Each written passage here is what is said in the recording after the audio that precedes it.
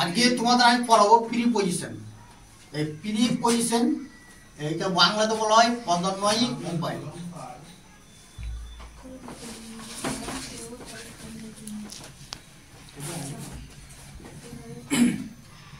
তুমি জানো যে পার্টস অফ স্পিচ 8 প্রকার, সে 8 প্রকার মধ্যে এটা একটা ভাগ প্রিপজিশন। প্রিপজিশন ইংরেজি জানার ক্ষেত্রে খুব একটা গুরুত্বপূর্ণ বিষয়। আমরা আজকে প্রিপজিশন সম্বন্ধে জানবো। আমরা এই প্রিপজিশন এই কথাটাকে যদি ভাঙি, প্রি মানে হচ্ছে পূর্বে, আর পজিশন মানে হচ্ছে অবস্থান। তাহলে প্রিপজিশন হচ্ছে যার অবস্থান পূর্বে। পূর্বে বলতে কার পূর্বে? নাউন বা প্রোনাউনের পূর্বে। তাহলে আমরা পূর্বে বলতে এখানে বলবো যে নাউন বা প্রোনাউনের পূর্বে, অর্থাৎ যে ওয়ার্ড বা শব্দ নাউন বা প্রোনাউনের পূর্বে বসে বাক্যের অন্যান্য শব্দের সঙ্গে একটি সম্পর্ক স্থাপন করে তাকে বলা হয় প্রিপজিশন। ঠিক আছে? তো এই প্রিপজিশন আমি একটা উদাহরণ বলি, তাহলে বুঝতে পারবেন। I go to school. I go to school, এই যে আমি এটা প্রোনাউন, এটা হচ্ছে প্রোনাউন, এটা হচ্ছে ভার্ব, আর এটা হচ্ছে প্রিপজিশন। প্রিপজিশন আর স্কুলটা একটা কি? এটা একটা নাউন। তাহলে যে ওয়ার্ড বা শব্দ নাউন বা প্রোনাউনের পূর্বে বসে বাক্যের অন্যান্য শব্দের সঙ্গে একটি সম্পর্ক স্থাপন করে তাকে বলা হয় প্রিপজিশন। তো এখানে স্কুলের আগে, এই যে স্কুল একটা নাউন, এর আগে টু বসেছে, আমার সঙ্গে একটা কার স্কুলের একটা সম্পর্ক তৈরি করেছে, আমি স্কুল যাই। হ্যাঁ, তো এইটা এইভাবেই কিন্তু প্রিপজিশনটা ব্যবহার হয়। এরকম প্রিপজিশন, প্রত্যেকটা প্রিপজিশন আবার নিয়ম আছে অনেক, এগুলো আমাদেরকে জানতে হবে। তো প্রিপজিশন অনেক আছে, যেমন প্রিপজিশন কি কি আছে আমি কিছু লিখি, যেমন at, in, on, for, by, with, তারপর হচ্ছে between, among,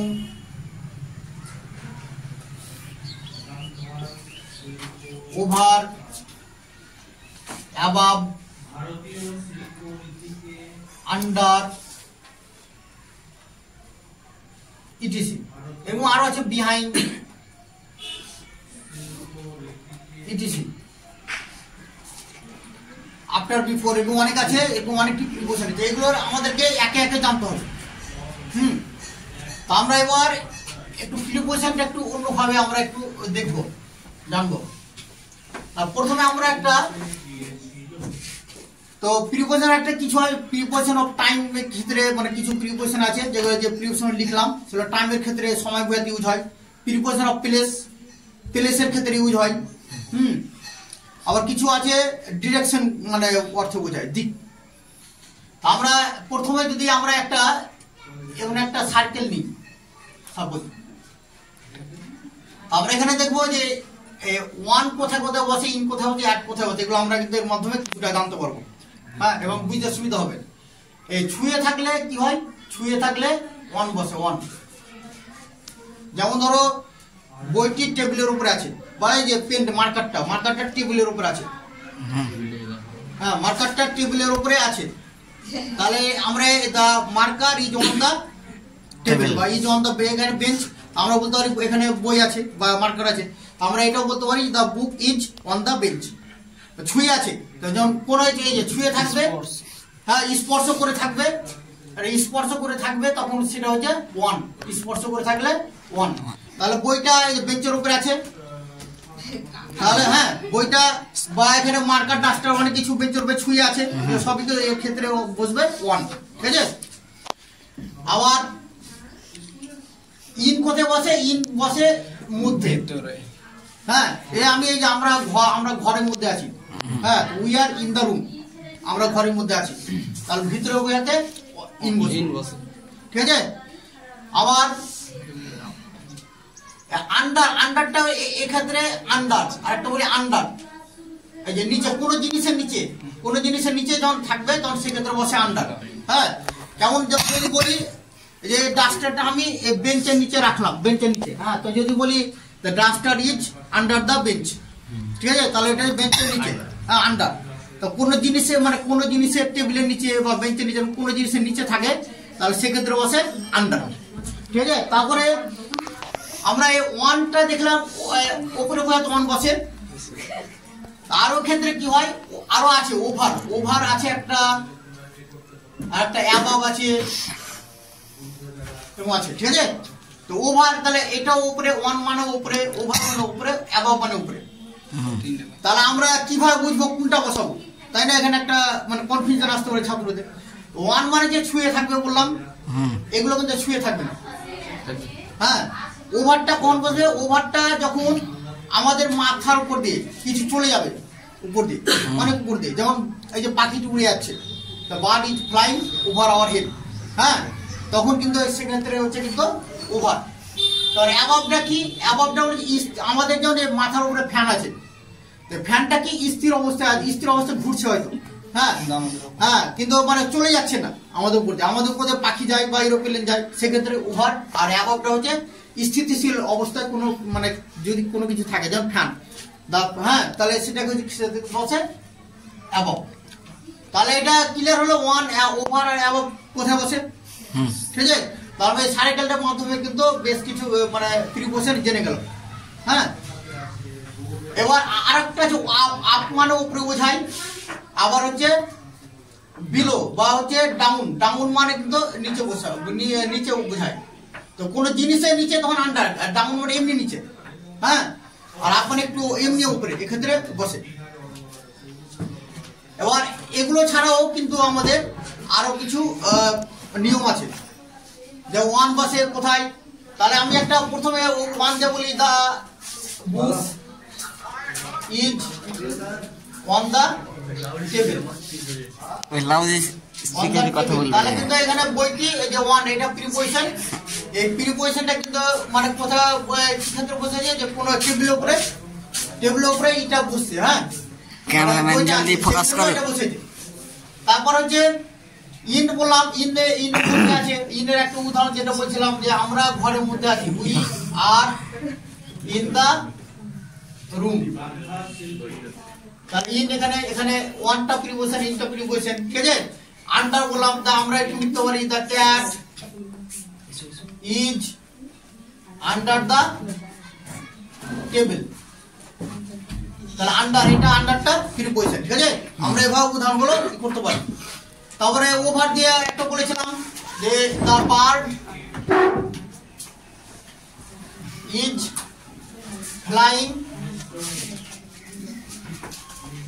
flying over our head. তাহলে আমরা এই যে ওভারটা হচ্ছে প্রিপোজিশন, ঠিক আছে, এবার ইউজ করতে পারি। হ্যাঁ, তাহলে এরকম দেখলাম। এবার আমরা এগুলো ছাড়াও কিন্তু কি করতে পারি, এটি এক ক্ষেত্রে বুঝতে পারলাম, কিন্তু আরো নিয়ম আছে। ওয়ান বসে, ওয়ান যেমন কার আগে বসে, বারের আগে ওয়ান বসে, ঠিক আছে। যেমন মনডে, হ্যাঁ, ওয়ান মনডে, যেমন ওয়ান মনডে, হ্যাঁ, বা ওয়ান সানডে, এরকম বারের আগে ওয়ান বসে। আবার তারিখের আগে ওয়ান বসে, দাও তারিখ, ডেট ওয়ান। আমি দেখলাম যেমন আজকে গতকালকে 7, গতকালকে 6/6/2024। তাহলে তো আমি এটা পুরো বাক্য যদি লিখে দিলাম, সে 2024 সালের 6 জানুয়ারি এসেছিল, এরকম যদি বলি, এসেছিল, তাহলে এটা কি হয়ে যাবে? হ্যাঁ, তাহলে আমরা এখানে হি কেম, হ্যাঁ, তাহলে করতে পারি। এখানে আরেকটু দাও, এখানে একটু যদি আমরা এসেছিল 1, এবার আমরা এই তারিখটা দেখবো, ঠিক আছে। 1/6/1/2024, মানে 2024 মানে 2024, তাহলে 6/1/2024 এরকম যদি আমরা ডেট লিখি, ডেট তার আগে 1 বসে। এরকম আরো তোমরা দেখেছি, আমরা সবাই দেখেছো যে হি ওয়াজ বর্ন, হ্যাঁ হি ওয়াজ বর্ন, এবার এখানে 1 দিয়ে জন্ম তারিখটা দিতে হয়, যার জন্ম তারিখ, ঠিক আছে? তো তোমাদের ধরো তোমার জন্ম তারিখ কত?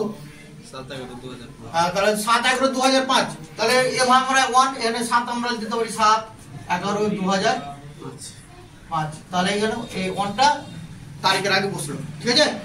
এইভাবে কিন্তু আমরা ইউজ করতে পারি। এবার ইন তো আমরা দেখলাম যে মধ্যে বোঝাতে ইন বসে, কিন্তু আরো ইনের ব্যবহার আছে। কি ব্যবহার আছে? যেমন ধরো আমরা বলতে পারি যে সালের আগে ইন বসে, যেমন ধরো সে 2018 সালে এসেছিল, এরকম একটা জাস্ট 2020 সালে এসেছিল বলি, ধরো সে 2020 সালে এসেছিল,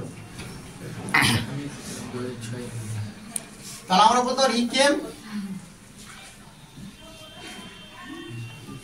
ইন কি দেবো 2020, তাহলে আমরা 2020 সালে যে সাল বুঝাই তো ইন, হ্যাঁ, আর সময় বুঝে তো ইন বসে, হ্যাঁ।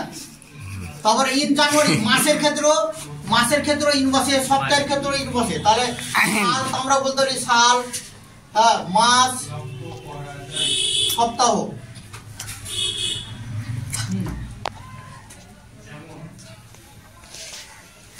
এই সাল দিলাম উদাহরণ। মাস যদি এখানে ধরো আমরা এখানে দিতে পারি যে সে জানুয়ারি মাসে এসেছিল, তো আমরা এখানে করে দিতে পারি জানুয়ারি, ঠিক আছে?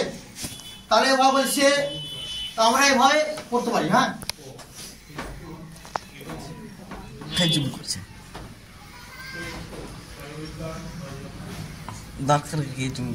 আমরা আরেকটা বলছি যে সে ঠিক সময় এসেছিল, তাহলে আমরা বলতে পারি হি কেম ইন টাইম, তাহলে সে ঠিক সময়ে এসেছিল, এটাও আমরা এখানে প্রিপোজিশনটা ইউজ করতে পারি, ঠিক আছে? এভাবে আমরা কিন্তু আমরা তো এই সার্কেল করে কয়েকটা ব্যবহার দিয়েছিলাম, তো এছাড়াও ওদের অনেক ব্যবহার আছে, হ্যাঁ। তো আন্ডার যেটা দিয়েছিলাম, আন্ডারটা আমরা নিচে আন্ডার বসিয়েছিলাম নিচে বোঝাতে, আবার একটা আছে অধীনে বোঝাতেও হয়, আন্ডার অধীনে। নিচে আমি উদাহরণ দিয়েছিলাম the cat is under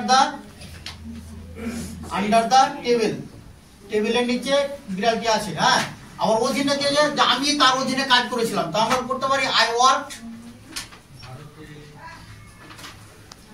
under হিম। এবার আমরা কিছু প্রিপোজিশন দেখলাম। এবার এছাড়াও আমরা এবার আরো কিছু প্রিপোজিশন আছে যেগুলো আমরা এবার দেখবো। ফর আছে, ফর মানে অ্যাকচুয়ালি জন্য, হ্যাঁ, এটা মানে আমরা জন্য বোঝাতে ফর বসাবো। তা আমি তার জন্য অপেক্ষা করছিলাম, তুমি যদি বলি তাহলে কি হবে? I was waiting for him, তাহলে এখানে ফরটা বসেছে, হ্যাঁ, এটা প্রিপোজিশন হিসেবে যে এর জন্য অর্থে ইউজ হচ্ছে, তাহলে আমি তার জন্য অপেক্ষা করছিলাম, তাহলে এখানে ফর ইউজ হলো। পক্ষে বোঝাতে ফর বসে, হ্যাঁ। এবার কিছু আছে, এবার আর বিটুইন, আচ্ছা সঙ্গে আগে বলে দিই উইথ মানে কি এটা কি বসে? সঙ্গে বোঝাতে উইথ বসে, হ্যাঁ, সঙ্গে। তাহলে আমি তোমার সঙ্গে যাবো, এখন যে উদাহরণ দিই, তাহলে কি হবে? আমি তোমার সঙ্গে যাবো, তাহলে I shall go with you, আমি তোমার সঙ্গে যাব। এখানে এই উইথ কথাটা সঙ্গে বোঝাতে বসেছে, একমত সহমত বোঝাতেও কিন্তু উইথ বসে, সঙ্গে বোঝাতে, তারপরে সহমত বোঝাতে সহমত, এগুলো অর্থে কিন্তু উইথ বসে, ঠিক আছে? বা মেন পয়েন্টগুলো যেগুলো বেশি মানে দরকারি সেভাবে আমি এটা দেখাচ্ছি, হ্যাঁ। তাহলে আমি তোমার সঙ্গে একমত, তাহলে I am agree with you, এভাবে মানে একসঙ্গে একমত বোঝাতে বসে। এবার বিটুইন জানতে গেলে এমনও চলে আসে। বিটুইন বলতে কি বোঝায়? দুইয়ের মধ্যে বোঝাতে বিটুইন বসে, হ্যাঁ। দুইয়ের মধ্যে বোঝাতে বিটুইন বসে, বিটুইন বসে। হ্যাঁ, আর এমন দুইয়ের মানে দুইয়ের অধিক, অনেকের মধ্যে। হ্যাঁ, দুইয়ের অধিক, অধিক অর্থাৎ অনেকের মধ্যে, অনেকের মধ্যে বোঝাতে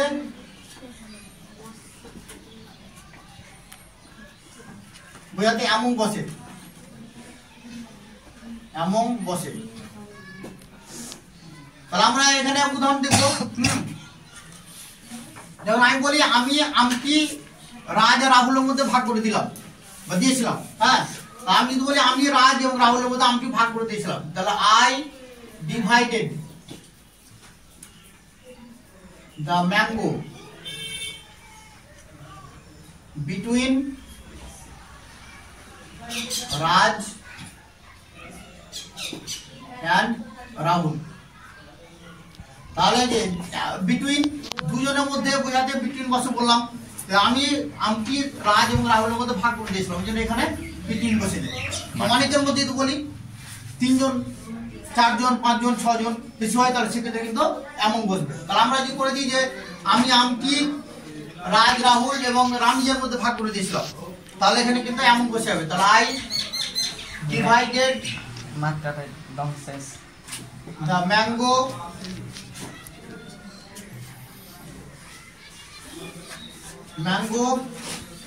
among, এখানে among Raj, Rahul and Ramit। আরো নাম থাকতে পারে, সেক্ষেত্রে কিন্তু কি বসবে, এই among বসবে। এবং প্রিপোজিশন অনেক আরো আছে, প্রিপোজিশন আমরা বিটুইন among জানলাম, এবং আরো আছে উইথিন।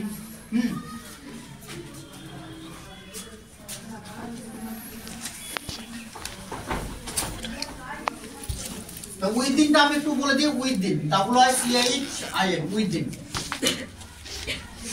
উইথিনটা কোথায় বসে, কোন জায়গার মধ্যে বোঝাতে উইথিন বসে। যেমন আমি বললাম যে আমি অরঙ্গাবাদের মধ্যে হাঁটবো, তাহলে আমরা কি করতে পারি, I shall walk within Aurangabad।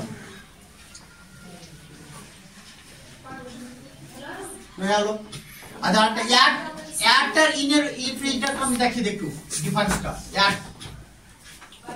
At R in, অ্যাটও কিন্তু জায়গার ক্ষেত্রে বসে, ইনও বসে। কখন অ্যাট বসবে, কখন ইন বসবে। যদি ছোট জায়গা হয়, ছোট জায়গা, তাহলে সেক্ষেত্রে বসবে অ্যাট। হ্যাঁ, ছোট জায়গা বুঝাতে, ছোট জায়গা বুঝাতে বুঝাতে অ্যাট বসে, অ্যাট বসে। যদি আমরা বিশেষ করে গ্রাম মানে গ্রামের নামের ক্ষেত্রে একটা বসে। ইনটা বড় জায়গার ক্ষেত্রে ইন বসে, শহর, হ্যাঁ, দেশ, জেলার ক্ষেত্রে। আমরা যদি বলি যে আমি মহেন্দ্রপুরে বসবাস করি, তাহলে কি হবে, আই লিভ at মহেন্দ্রপুর।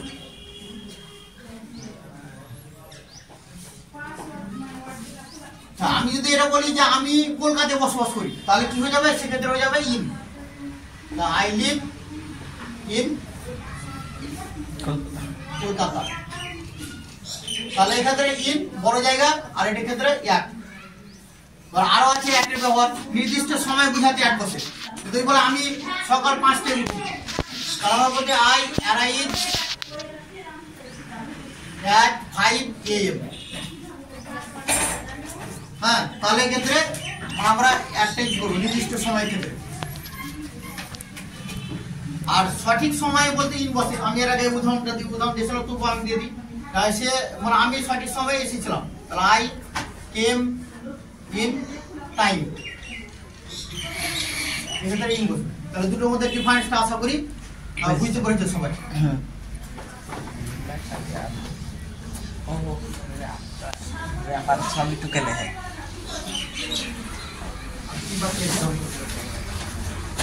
আচ্ছা, বিফোর আর আফটার এটা একটু বলে দিই। বিফোর আফটার, বিফোর বলতে কি করতে বোঝায়, আগে। সামনে পূর্বে বোঝাতে বিফোর বসে। আফটারটা কি করতে বসে? পরে বোঝাতে আফটার বসে। তাহলে বিফোর যেমন বলেছিলাম যে সে আসার আগে আমি চাপান করেছিলাম, পাস্ট পারফেক্ট টেন্স করেছো, সেক্ষেত্রে ইউজ হয়, দেখেছো। সে আসার আগে আমি চাপান করেছিলাম, তাহলে আমরা কি করবো? সে আসার আগে আমি চা পান করেছিলাম।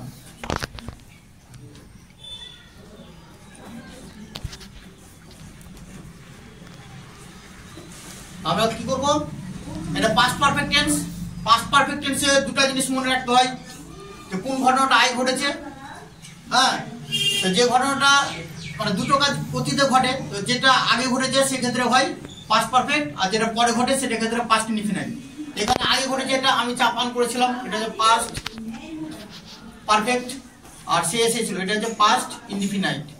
তাহলে আমরা আরেকটা যে পয়েন্ট এটা মনে রাখতে হবে, আরেকটা লাস্ট থেকে বাক্যটা প্রথম স্টার্ট হয়। তাহলে আমি চা পান করেছিলাম, I had drunk tea before he came. তাহলে এই যে বিফোর কথাটা বসেছে, আগে বোঝাতে বিফোর বসেছে। হ্যাঁ, আমরা আরো বলতে পারি যে আমার বাড়ির সামনে একটি বাগান আছে, হ্যাঁ, তো there is a garden before our house, আমাদের বাড়ির সামনে। হ্যাঁ, বা বলতে পারি যে আমার বাড়ির সামনে একটি দোকান আছে, তাহলে there is a shop before my house, এটা হলে আমরা বলতে পারি। হ্যাঁ, সামনে। পরে বোঝাতে কি বসে? আফটার মানে পরে হবে। তাহলে যেমন আমি এর আগে দিলাম যে সে আসার আগে আমি চা পান করেছিলাম, ওটা আমরা বলতে পারি সে আসার পরে আমি চা পান করেছিলাম, ঠিক আছে। তখন আফটার বসে হবে।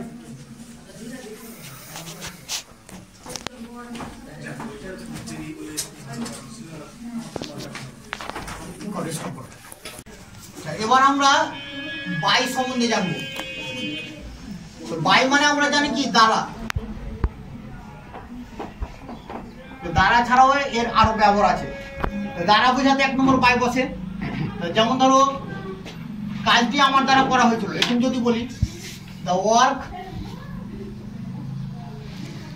ওয়াজ ডান বাই মি, এখানে আমরা এই যে দ্বারা অর্থ ইউজ হচ্ছে। আর আমরা যদি তাহলে দ্বারা অর্থ আমরা দেখলাম যে বাই বসে। এছাড়া আছে কি? যানবাহনের ক্ষেত্রে বাই বসে। যানবাহনের ক্ষেত্রে হ্যাঁ ক্ষেত্রে বাই বসে। যেমন ধরো আমি বাসে করে স্কুল যাই, তাহলে আমরা কি বলবো? I go to school by a bus. এখানে বাসে করে কেউ যদি সাইকেলে যাও তাহলে বা সাইকেল, কেউ যদি ট্রেনে যাও তাহলে ট্রেন। মেন কথা যে যানবাহনের ক্ষেত্রে বাইকটা বসে। তারপরে সময় বুঝাতে, হ্যাঁ, সময়ের ক্ষেত্রেও কিন্তু বসে। সময় কেউ জিজ্ঞেস যদি করে, হ্যাঁ, সেক্ষেত্রে কিন্তু বাই বসে। যেমন এখন তোমার ঘড়িতে কটা বাজে? তাহলে হোয়াট ইজ দ্য টাইম?